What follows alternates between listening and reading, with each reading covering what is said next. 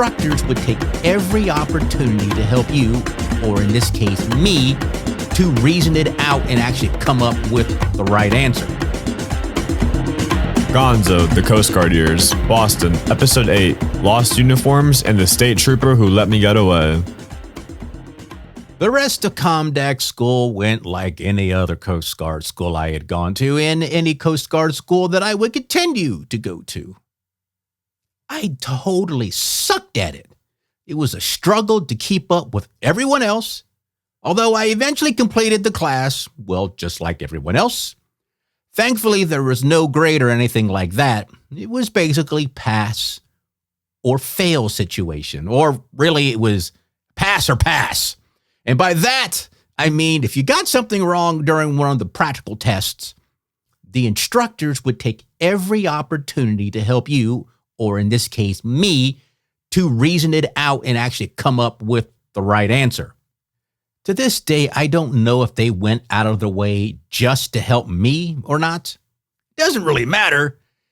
I didn't say it then, although in hindsight, I should have. I am grateful for everything they did for me. I mean, honestly, every one of those instructors at some point in some way has contributed indirectly to this podcast and me being where I am today. I know it's kind of a stretch, but it's true. Although little did they know, nor did I know, I would be back. Which now I'm thinking I am totally like the Terminator. I'll be back. Yeah, I know. I could have done that better. Gonna have to save that for another episode, assuming I actually remember to bring it back up. So I headed back to Boston. I have no idea even how I got to the airport. Maybe I took a cab, or maybe it was Todd and Greg or one of those two who dropped me off with the morale van. I got back to Boston, and from there I took a cab back to the Coast Guard base. And as you can imagine, I whined and complained about the traffic heading into the tunnel back to the north end. And again, the cab driver did the whole loop-de-loop around the north end just to get me back to the Coast Guard base. Although this time around, I didn't feel like I was having a deja vu moment like when I was in New York, and that the cabbie wasn't, secretly trying to kidnap me or otherwise cause me any particular harm. At least not this particular time around. Okay, so that's not a foreshadowing that something happened later, because it never did. Anyway, at this point, I had managed to complete 2 of the 3 schools that I needed to do before I was headed to a big white one. The next school on the list I was going to is called NAVMACs. NAVMACs, I was to find out, was and is a satellite communication system. It, in fact, was a Navy satellite communication system, hence the name NAV in NAVMACs. Although you would think that it would be NAVMACs since it's the Navy. But no, they called it NAVMACs. I guess that makes sense. I would eventually end up back at the airport twice to go to NAVMAC school. The school was being taught in the U.S. Naval Base in Norfolk, Virginia, which is not too far from where I was in Portsmouth. I mean, it was far enough, but not too far. I was going to be going to school on a squid base. I was so not looking forward to spending 3 months on a Navy base. Not at all. I don't recall exactly when I went to the airport for the first time to go to NAVMAC school, but it was definitely after radar school, and it was probably after COMDAC school. I don't remember. It could have been before. I don't remember. But I know it was sometime around the holiday season. I don't remember exactly when. The reason I know, because the airport was packed, and I'm pretty sure it was winter, and it was sometime after my birthday. But anyway, Logan Airport was packed, and, I probably got there late anyway. I had gone to the airline counter. I had checked my bag. My sea bag was checked, and my huge ass garment bag as well. I was going to be there 3 months. So I took a shit ton of clothes. By the time I got to what passed for security back then, which was essentially just a metal detector and some person, well, actually, I was in line to get to the metal detector. I wasn't actually there. My plane was about to leave in like 45 minutes or something like that. So, I'm standing in line and the people are walking down the thing saying, don't worry, you got plenty of time. Don't worry, don't worry, don't worry. And by the time I got to the metal detector, they had said, oh, yeah, your flight's already been called. And I'm like, what? So I made a dash for the gate. And of course, plane with the doors were closed. I missed my flight. So of course I had to go back down to baggage claim. Not back down, but I had to go to baggage claim. So they told me when I was grumbling on my way to baggage claim that they were taking my bags off the plane because if you didn't make the flight, they took your bags off. So I'm like, cool. All right. All I had to do was go down there, go to baggage claim, get my bags, go back up and rebook my flight, and I'd be on my way. And I would be wrong.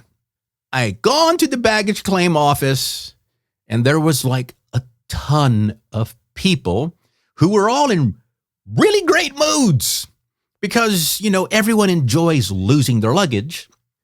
I don't know how long I waited, but when it was my turn to chat with the poor lady behind the counter, who I'm sure was already frazzled because, it's holiday season and everyone who lost their bags is down there just being all, sunshine and roses.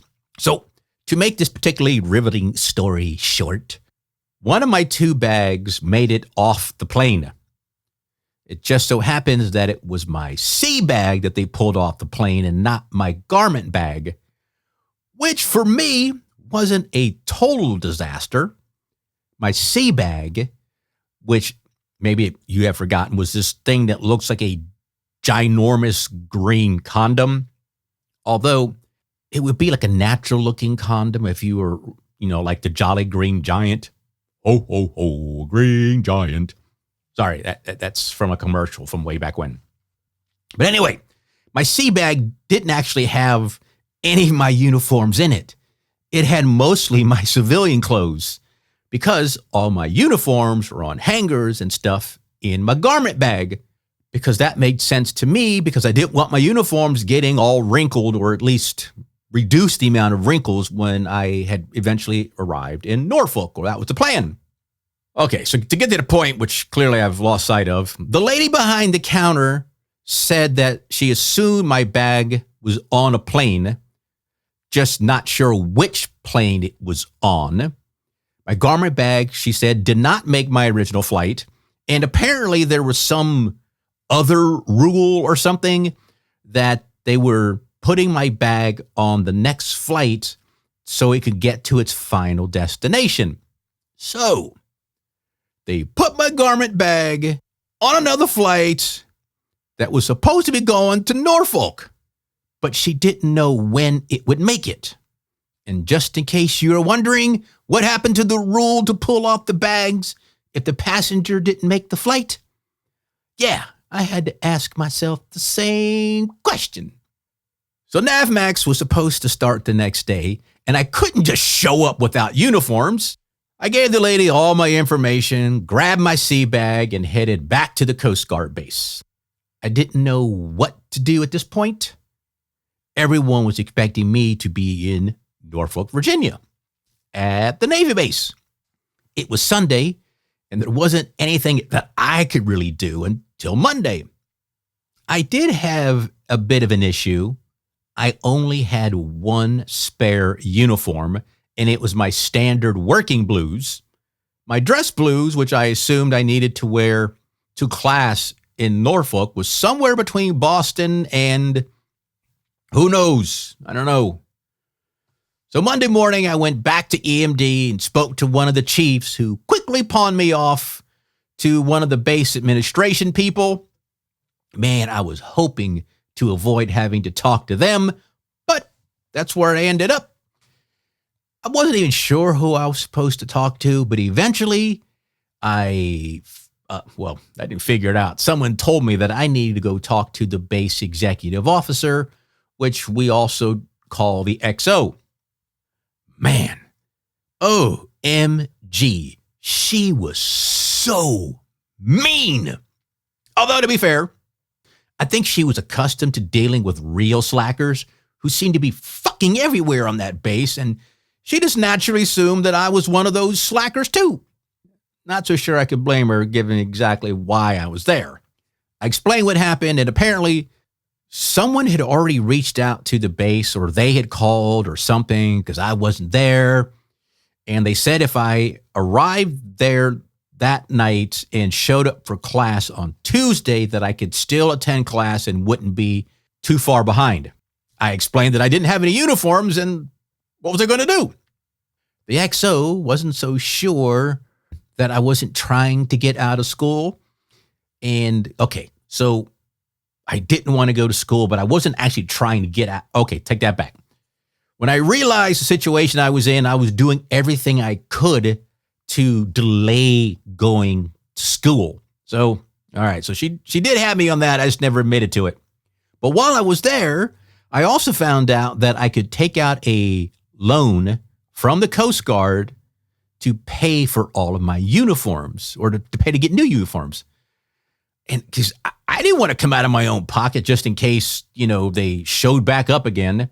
Although I had to pay the loan back, so it was me still paying for it, just not all at once, which was cool. It was an interest-free loan, and she gave me $600, and she was deducting the money, or not she, but the Coast Guard would deduct the money directly from my paycheck, which, although it was kind of a bummer that they were taking out money from my paycheck, it was probably the best thing to do because, look, my paycheck was already shit anyway, so losing a few extra bucks wasn't going to kill me. You know what? I think they were deducting $100 a paycheck, or it was $50 a paycheck or something like that. I don't know. So I didn't end up going to NAVMACs class. I lost my uniforms. I got a loan. And, so I didn't even get a complete replacement. I just bought what I needed to get by. So I think I might have bought 2 extra pairs of pants and 2 extra shirts or something. But I got the minimum. So life went on the Coast Guard base there in Support Center, Boston. More and more trips down to New Bedford and the Tahoma for Keith and I. And on one particular trip down to New Bedford, Keith and I got up dark early. We grabbed one of the Coast Guard Plymouth K cars from the motor pool, and we headed off. As a typical New England sort of fall, winter thing, it was a dreary morning and the kind of typical Massachusetts weather you expect. I was driving this time because I hadn't driven in a long time. So it was good for me to, continue to get some time behind the wheel. Not so sure it was great for everyone else on the road, but whatever. I don't know if anybody ever died because I was on the road. Keith and I were speeding down I-93 south. And I don't know exactly how fast we were going, but we were going fast enough, or at least fast enough, because when we came around some turn, and the turn was, there was a hill. And as we made the turn around the hill, there was a Massachusetts State Police officer standing on the side of the shoulder of the highway, waving his arm at us and pointing to the side of the road. You're probably thinking at this point that I've been caught speeding. You'd be sort of right and sort of wrong. Keith and I looked at each other when we went driving by, and we're thinking, what was that all about? Seriously, we didn't know what the cop was doing, waving his arm like that. So we kept going. And then Keith's like, maybe he wanted you to stop. I'm like, beats me. But I didn't want to get in trouble. So we pulled off on the shoulder, and we were a good half a mile down the road from this dude. We could still see the cop, and He's looking in our direction. He's waving his arm for us to back up. I'm like, back up how? Like, back up down the shoulder? I was not going to be doing that because that would be just stupid as shit. We could barely see the cop, but I mean, we could see him making motions and stuff like that, but there was no way I was backing down. But then Keith said we should drive back down the road, or if the cop came up, he would take the fall for it. As cool as that was, I wasn't about to let Keith take the heat for me. But he was insisting, and as he was unbuckling his seatbelt, I mean, I'm looking back, and we clearly saw the cop waving his arm forward. You know, in that motion that, you know, you should go on. I remember we looked at each other like, oh, and he buckled himself back in. We took off. We just took off. And there we were. I'm like, oh, what the hell? We were completely confused. And I don't think we ever said anything to anybody when we got to the Tahoma because we didn't want to tempt fate too much. The rest of the day was fairly uneventful if you don't count the aha moment that I had later that day. At the Tahoma, of course. We went to the Tahoma, and it was one of these visits that I was starting to realize that I would be going to a big white one sooner than I had hoped. So I had hoped I would be able to stay at EMD and never go to a ship, like ever. But who was I kidding? That was clearly just wishful thinking, although I did wish that a lot. One of the dudes, the ETs on the Tahoma, I didn't know him that well, but honestly, I remember he was a good guy. I say that a lot about people that I met in the Coast Guard. And there were a bunch of people that I met that were really good guys. He was ET2, second class petty officer, and he was also the ET primarily responsible for a few different systems. The radars, COMDAC, and NAVMACs. The exact same systems that I was going to school for. In one of the conversations we had, he mentioned that he was getting out in less than a year. I think it was when he and I were talking with the Tahoma's ET1, the one they called Cornhole, not to be confused with the game Cornhole. All of us sort of looked at each other and we're like, oh. Or maybe it was just me who was like, oh, shit. It was no longer a mystery to me where I would be going. My dumbass was headed to the U.S. Coast Guard NAVMAC. Shit.